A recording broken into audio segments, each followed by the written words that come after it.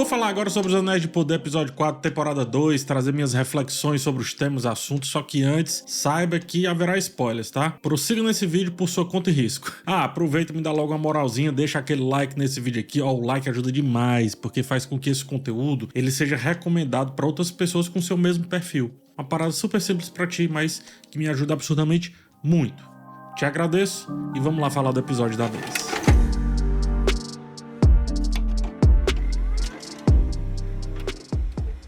Primeiro, uma percepção inicial, né? E de cara, uma coisa que me chama a atenção é a redução dos núcleos nesse episódio. A gente teve Lindon, mais precisamente uma incursão de Lindon pra Eregion, né? Ou melhor, de um grupo saindo de Lindon indo pra Eregion. A gente teve Rhûn, dividido nesse caso entre o Estranho e os Harfoots, em uma participação bem pequena. E finalmente o núcleo de Arondir e Isildur. Tudo isso contribui, eu acho que, para um episódio que valoriza mais a aventura em vez de ter que pagar pedágio para um ou outro núcleo. Nós temos aqui esse núcleo de Númenor, então tem que ter Númenor, então tem que ter Casa Dûn. Acho que não, isso aconteceu muito na primeira temporada e aqui acho que é um dos episódios mais diretos de todas as... desde a primeira temporada, de todos os episódios até então. Ainda que esteja longe de ser o meu episódio favorito, eu acho que a dinâmica talvez seja a mais diferente que a série já abordou, vamos colocar dessa maneira. Isso me leva a crer, inclusive, que Casa Dûn, Eregion, né, voltarão em outros momentos e outras combinações de núcleos serão feitas para que o assunto seja o mesmo, coisa que observo também nesse episódio. Algo que está acontecendo em Rhûn resvala no outro lugar, não num ponto de vista direto, mas um ponto de vista alegórico, em termos de tema. E isso vai deixando a série bem condensada e gostosa de falar episódio a episódio. Ou como eu disse na análise lá do primeiro episódio dessa segunda temporada, me parece uma série um pouco mais madura nessa segunda temporada, nessa segunda incursão. Justamente por não ter a necessidade, como eu disse, de encher de coisas para parecer maior do que realmente é. É aquela coisa, né? Para que gritar mais alto se só dar um grito simples resolve a situação? Isto posto, vamos comentar por núcleos e escolho começar por Lindon e a incursão da equipe de Elrond. Elrond está se revelando facilmente um dos personagens mais interessantes dessa segunda temporada. Eu já falei isso nos vídeos anteriores, só que eu repito porque agora a aventura ela começou de fato, né? E isso fica um tanto quanto mais evidente. Ora, se na primeira temporada ele reclamava da teimosia de Durin, a clássica teimosia dos anãos, aparentemente ele aprendeu muito bem com esse amigo. Mas é uma teimosia que ele está exercendo nesse episódio, uma teimosia do bem. É mais uma convicção, eu diria. Após receber a missão de Gil-galad de liderar a expedição, assim como liderar Galadriel, os dois retomam a sua relação sobre constantes trocas de farpas. Isso eu acho muito interessante. Galadriel fala sobre confiança. Você confia em mim e tal, não sei o quê. Questionando, né, se eles ainda têm ou não uma certa confiança nessa relação. Elrond, por sua vez, não responde diretamente, mas menciona que a recomendou para o destacamento. E isso é o suficiente. Ele não fala que confia. Não. O fato é que ele não confia, tá? Mas ele não fala. E também não desfala. Quando a gente junta isso com a interpretação que ele tem do sacrifício dela ao final do episódio, fica claro que, mais do que qualquer coisa, Elrond quer vigiá-la. Ou seja, melhor tê-la por perto, mesmo que não concorde com as ações dela, do que deixá-la solta justamente com aquele anel. A incursão começa de fato, né? E o uso das panorâmicas eu acho que remete diretamente aos Seus Anéis, principalmente o primeiro filme, quando a comitiva do anel corre contra o tempo ali, pelos vários lugares da Terra-média. Se tivessem os direitos do filme, a música do primeiro cairia como uma luva nos planos gerais aqui que são colocados nesse episódio, mostrando o quão diretas são as referências. Apesar de parecer um copião, eu gosto. Isso faz parte da linguagem não só desse universo, mas também da literatura de Tolkien. Mostrar os locais, mostrar os ambientes, abrir a lente. É equivalente isso a quando mostra os mapas nos livros, a quando condensa passagem de tempos numa frase, mas dando a ideia de que passou muito tempo. Então mostrar que o ir e vir está acontecendo, de alguma maneira nos entrega essa sensação de que o tempo está correndo e também alguns desafios. E é isso que esse trecho faz, né? Em outras palavras, a série fica mais verossímil. Tanto que um dos elfos comenta sobre fazer aquela jornada ali por mais ou menos 2 semanas, dando números ao que antes ficava subentendido, e eu acho que até demais, em alguns momentos, até demais. É quando o pessoal ficava perdido, mas só que é Eregion do lado de Lindon, olha, no mapa não é tão assim. Pronto, agora tá claro que não é tão fácil assim. Inclusive, acaba sendo também um aceno pros fãs chatos, né? Uma respostinha que eles vão dando. Eu entrevistei os diretores e quando eu perguntei sobre isso, o que eles ouviram dos fãs e trouxeram pra essa temporada, eles se esquivaram nessa pergunta, dizendo que, na verdade, a gente já tinha um roteiro pronto e tal, então a gente não fez muito efeito o que o fã falou sobre a primeira temporada. Fez sim, esse episódio é a amostra cabal disso. Fez demais. Mas voltando aqui, né, o elfo lá que tava falando das 2 semanas, quando a batalha começa, ele diz ter escutado algo que parece uma canção. Algo parecendo uma canção chamando pra dentro daquela floresta. E mais uma vez o episódio aqui mostra como a obra de Tolkien tem sim um apreço muito grande pela música, algo que também é explorado lá no núcleo de Rhûn, onde magia e música também se entrelaçam de alguma maneira, mas eu vou chegar lá. Aí a batalha começa aqui, um dos elfos é arrastado e, para surpresa deles, as suas armas não têm tanto efeito contra aqueles espectros do mal. A batalha serviu para mostrar o clichê dos elfos se unindo, com a câmera circulando, o grupo ali, uma parada meio Vingadores. Isso eu descarto, tá? Porque eu acho o clichê absurdamente exagerado. Mas isso também serve para Elrond e Galadriel perceberem visualmente como o mal está despertando aos poucos. Isso vai lá pro núcleo do Arondir, né? A criatura que puxa ele e Isildur pra debaixo da areia movediça ali também é esse mal despertando. Beleza, a criatura já existia por ali, é só um animal, vamos colocar dessa maneira. Mas em termos alegóricos, funciona, e isso mostra como a Terra-média está cada vez mais decadente. Os Ents, ainda nesse núcleo, amargurados com tudo que vem acontecendo, já diziam isso, né? Que a Terra-média não tem mais aquele amanhecer gostoso que eles chamam de paz. Eu vou comentar isso mais à frente. Voltando para a batalha. Após a batalha, Galadriel tenta se reaproximar de Elrond de outra forma, e aí o núcleo acho que ganha um peso bem interessante. Elrond fala sobre o dever de proteger aquele mundo e proteger os seus valores. Galadriel retruca dizendo que, abre aspas, proteger aquilo que é mais frágil, mais querido, é uma tarefa confiada a todos os elfos. Ou seja, ela tenta aliviar o peso que ele, o amigo, sente por estar se vendo sozinho naquela jornada de alguma maneira, né? Desde que 3 sábios elfos caíram sob o poder dos anéis, Elrond se sente como o bastião da sensatez, aquele que pouco erra e que agora tem a obrigação de resolver tudo. E isso pode ser o resultado de uma Galadriel mais envolvida após ver o mal de perto, como os espectros, mas só que eu duvido que Elrond interprete dessa forma. Tanto que ele não, mais uma vez, ele não responde. E isso indica que dificilmente acredita nos esforços da amiga como sendo algo genuíno e como sendo algo não afetado pelo mal que ela carrega ali no dedo, no caso, aquele anel. Não à toa, quando Galadriel pede que ele prometa fazer os sacrifícios necessários para tudo dar certo naquela jornada, ele responde que não fará, abre aspas, nenhuma promessa cujo pedido venha desse anel, venha desse objeto que você está portando, fecha aspas. É isso que eu falei lá no início do texto. A convicção do Elrond está acima de absolutamente tudo.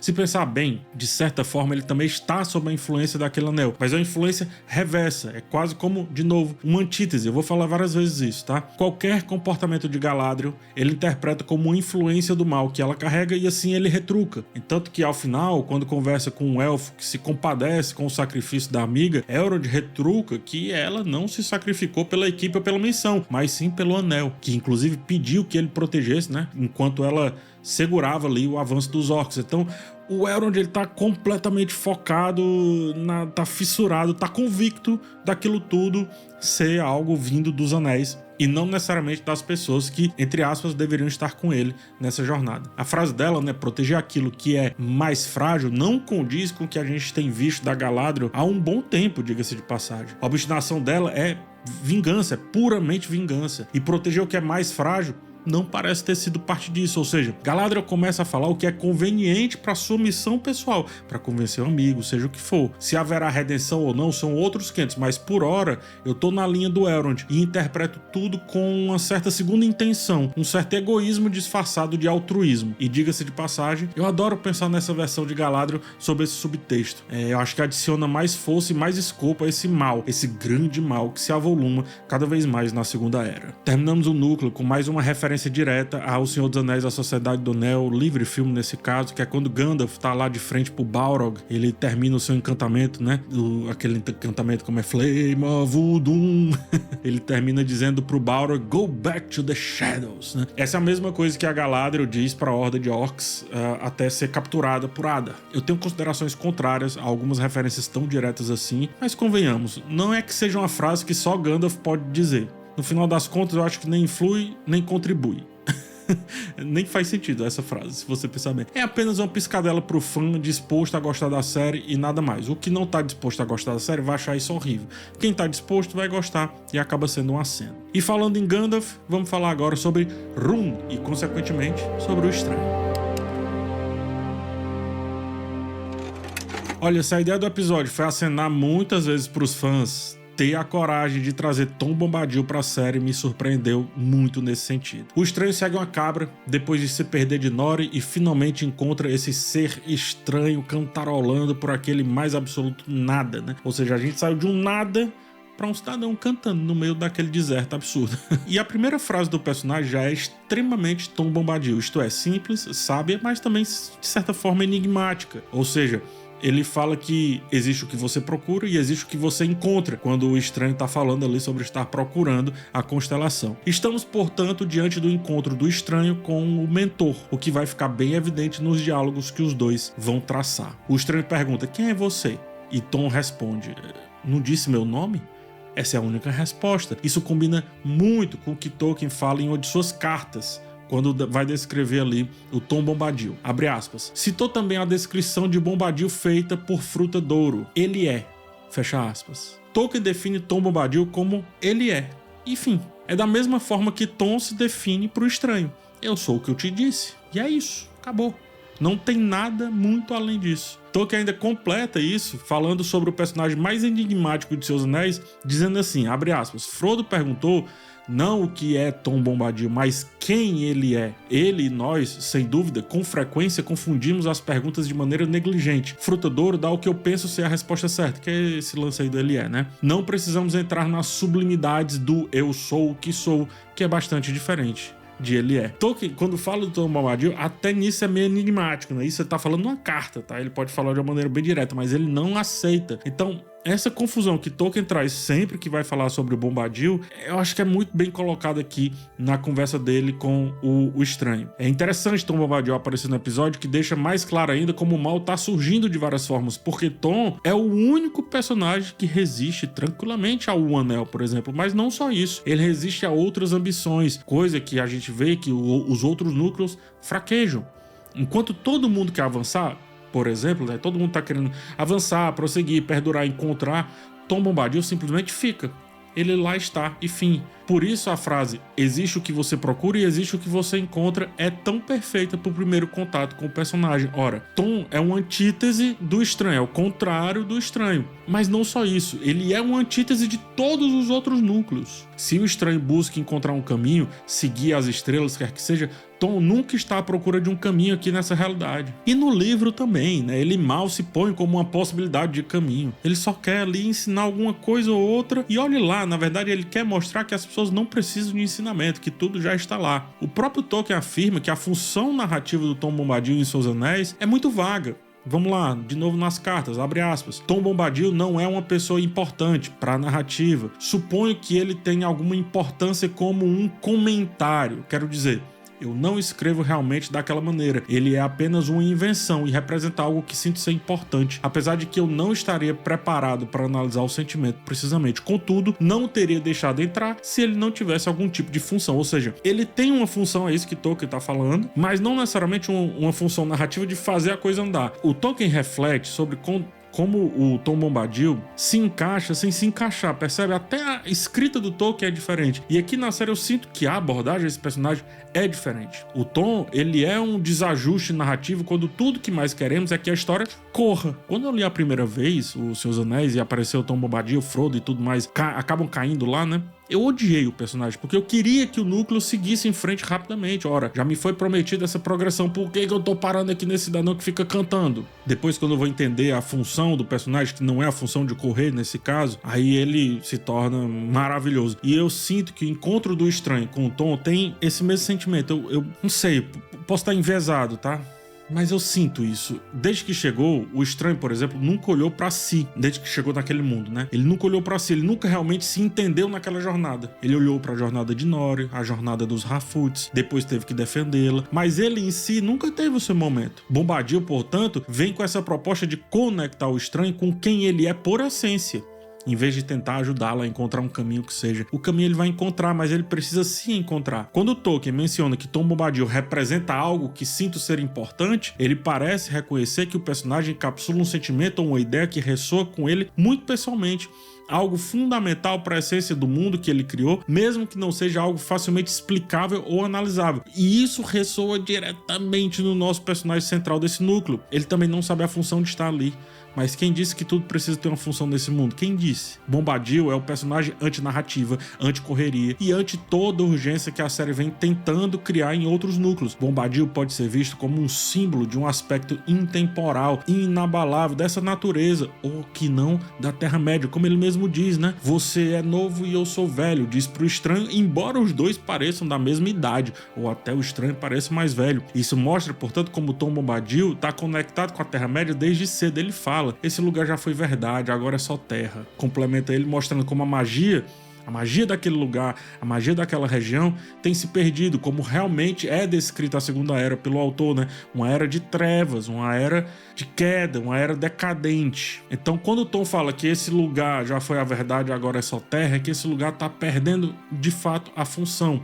Abre aspas. Essa mágica, você pode me ensiná-la? Pergunta o estranho. Tom retruca. Te ensinar? O que há para aprender por aqui? E ele complementa, olha só que legal isso. Tudo pertence a si mesmo, assim como você pertence a si mesmo. Isto é, não é que o estranho precisa aprender algo com Tom Bombadil. Ele precisa aprender algo com a sua relação com a Terra-média. Ele precisa entender, finalmente, que ele pertence ali e não necessariamente a uma missão ou qualquer outra coisa. Como mentor da clássica jornada do herói, o que o Tom Bombadil traz para a história é a ideia do estranho ser o mais próximo de um Gandalf. Se for o Gandalf, se não, que seja um outro Istar. Mas me apegando a esse lance do Gandalf, vamos lá, o Gandalf, ele se apega sim às missões que a gente vê ele fazendo lá em O Hobbit ou O Senhor dos Anéis, mas que ele faz isso por um motivo bem maior. Eu lembro do pesar que o Gandalf, ele sentiu ao dar o fardo do Um Anel pro Frodo. Ele sabia o que estava fazendo com o amigo, mas ao mesmo tempo ele precisava fazer isso em favor da sua conexão com a Terra-média, e não necessariamente, repito, da conexão com o amigo ou com a missão. Até agora, o estranho estava vivendo a jornada de Nori, e é hora dele viver a sua própria jornada. Como Tom fala, ele ainda não está pronto para entender isso, mas as coisas vão acontecer. Ou volta a dizer, tudo pertence a si mesmo, inclusive você mesmo. É o momento de entender que, apesar de qualquer coisa, o estranho é a sua própria missão. Você, homem sem nome, me diga quem é, né? Diz o Tom pro estranho, que não consegue responder essa pergunta. Pois bem, ao responder essa pergunta, quem sabe um dia, aí sim as coisas começaram a fluir pro personagem. Porque não adianta você estar numa jornada sem você saber quem você é, sem saber sua própria essência, seu próprio nome, de que vale viver uma missão, se você não sabe nem que peça você é nessa missão. Ou seja, encontrar isso, entender que peça é nessa grande jornada da Terra-média e não necessariamente dessa missão aqui e tudo mais. É assim que eu interpreto o resultado desse encontro, que vem como uma pausa na aventura que todos os núcleos estavam propondo nesse episódio. E aí eu vou lá no núcleo dos Harfoots. Eu vou me limitar a dizer que não é tão diferente da jornada do estranho, que agora está se conhecendo, como eu disse. As pequeninas também estão se reconhecendo e se amadurecendo, ganhando escopo de mundo, tendo uma visão maior da vida. Elas estão vendo como existem várias formas de ser um halfling, né, de sobreviver naquele mundo. Como a forma, por exemplo, de se intocar como aquele clã que eles encontram. Coisa que é bem diferente do seu clã de origem. E isso me chama a atenção porque se conecta com a teoria de que os Harfoots são ancestrais dos Hobbits. Ou seja, quando eles percebem que é possível viver em uma toca, em vez de sempre estarem nômades, como foram levados a acreditar até agora, né? Eles se aproximam um pouco mais ali do que serão um dia os Hobbits. Os Hobbits é ótimo. Os Hobbits, por hora, é o que eu trago aí do núcleo de Rune, focado em Nori e Pop, e quem diria que de um deserto como aquele sairia tanta coisa para um estranho e para essas duas, né? Quem diria, o núcleo melhorou, acho que consideravelmente nesse episódio, se comparado aos 2-3 episódios anteriores. Achei interessante. Vamos lá pro núcleo Arondir, Isildur e os Ents.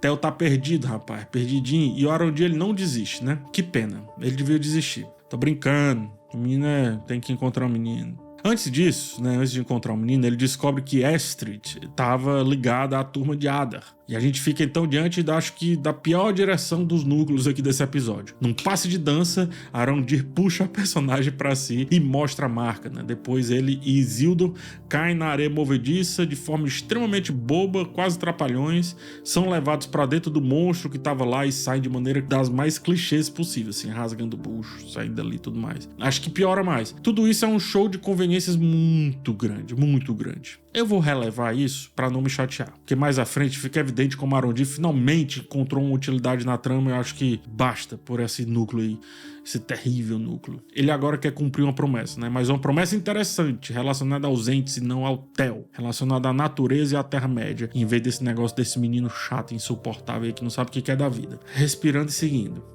Corta pro Arondir encontrando ali o casal de entes. Ele tenta se conectar com os dois, até consegue. No final pede desculpas, mas as desculpas, como dizem, demoram uma era.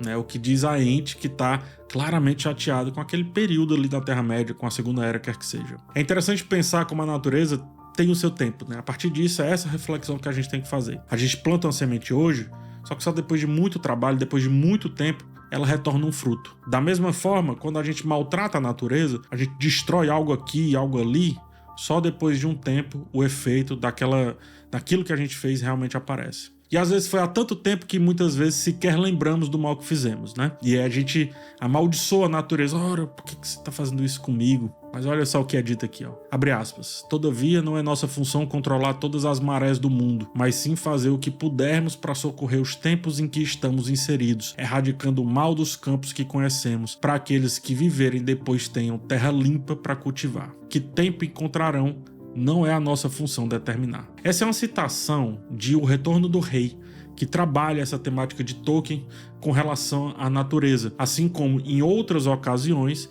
ele deixa muito claro ao falar da sua relação com as árvores, seu apreço com as árvores e etc. Árvores para Tolkien representam o tempo. A natureza é o tempo para esse autor. A natureza é o lembrete do nosso tempo e das nossas ações durante esse tempo. E é isso que a ente fala para Arondir quando diz, abre aspas, chuvas lavarão a longa memória do solo, nova casca cobrirá cicatrizes antigas, fecha aspas. Assim Arondir promete que enquanto estiver vivo vai fazer isso que diz aí a citação de O Retorno do Rei. Vai esperar o tempo da natureza, ou seja, vai esperar o tempo da natureza germinar, organizar e seja o que for, e de alguma forma vai tentar contribuir para que o mal não piore a situação já terrível e periclitante que a Terra-média se encontra. Se a primeira temporada custou sei lá quantos episódios para dar um conflito e uma missão para esse personagem, a segunda temporada resolve isso com uma cena muito linda, resolvendo tanta coisa que esse personagem deixou em aberto e finalmente dando vazão, dando oportunidade desse personagem se conectar com outras coisas. Ele agora viverá por essa promessa e isso colocará, se você pensar bem, em rota de colisão com o mal que cresce e, consequentemente, com o núcleo de Elrond, com o núcleo de Galadriel, né? Então Arondir está finalmente convergindo para algo um tanto quanto mais interessante. Esse papo termina com a ente falando sobre paz, que eu acho muito bonito. A ente e o ente, os dois falando sobre paz. Justamente quando são questionados se eles entendem ou não o que é isso, né? O que é paz. Então paz, abre aspas, é o que vem após as tempestades da noite, quando o amanhecer está silencioso e os pássaros despertam. Ou seja, todo novo dia é um dia de paz, mas ao clamar por algo tão simples, os entes, o casal de entes, mostra o outro efeito desse mal crescente. O de tirar dos dias a simples capacidade de assim o serem. Assim o serem como, PH? Dias, simples amanheceres, simples pássaros despertando, e seja mais o que for que represente aí a paz. Aquela Terra-média não propõe mais isso. A Segunda Era já está fadada ao fracasso. E esse episódio nos mostra, assim como o 2 e o 3 anteriores, né? Vários exemplos de como isso acontece. E aí quando esse núcleo finalmente cresce e ganha muita relevância do meu ponto de vista. Mas vamos lá para a conclusão. Em meio a um episódio mais aventuresco, perceba aí o tanto de reflexão bacana que eu consegui trazer, que eu consegui fazer, né? E eu acho que coloco aí alguns elementos para você pensar um pouco mais esse episódio. Eu não sei o quanto a temporada vai conseguir sustentar esse equilíbrio, se foi algo pontual, se é algo que, enfim, vai definir a temporada como um todo, mas como nos ensina Tom Bombadil, foquemos no agora. E agora o que temos é isso. Então, por enquanto, tá interessante de acompanhar. Pelo menos para mim. De você eu peço agora a sua opinião nos comentários, mas também o like e a sua inscrição. Semana que vem tem mais análise de Anéis de Poder e espero te ver por lá. Um forte abraço e tchau.